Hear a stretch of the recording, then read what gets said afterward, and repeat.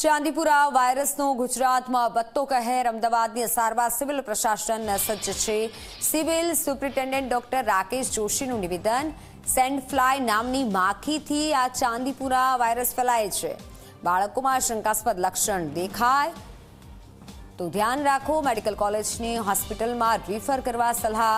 Medical કોલેજમાં જરૂરી નિષ્ણાંતો હોવાની મદદ મળે છે.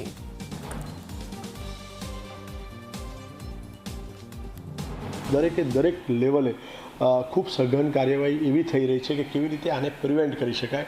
પરંતુ મહત્ત્વની વાત છે કે એવી પણ ગાઈડલાઈન આપવામાં આવી છે કે આવા કોઈ પણ કેસીસ હોય, સસ્પેક્ટેડ કેસીસ હોય તો ઇમિડિયેટલી મેડિકલ કોલેજમાં રિફર કરવા, જેથી કરીને ત્યાં સ્પેશિયાલિસ્ટ પીડિયાટ્રિશિયન્સ અવેલેબલ હોય, બધી જ માળખાકીય સુવિધાઓ અવેલેબલ હોય, જેથી કરીને આપણે બાળકને સારામાં સારી રીતે સારવાર આપી શકીએ અને કંટ્રોલ કરી શકીએ. અત્યારની વાત કરશું તો સિવિલ હોસ્પિટલમાં એક પણ દર્દી એવી રીતે દાખલ નથી, પરંતુ ડેફિનેટલી આ પણ એક મેડિકલ કોલેજની હોસ્પિટલ છે. પીડિયાટ્રિક વિભાગ સજ્જ છે. જરૂરી પૂરતી બધી જ દવાઓ અને ઇન્વેસ્ટિગેશન મોડાલિટીઝ કરી શકાય એવી બધી વ્યવસ્થા સિવિલમાં અવેલેબલ છે.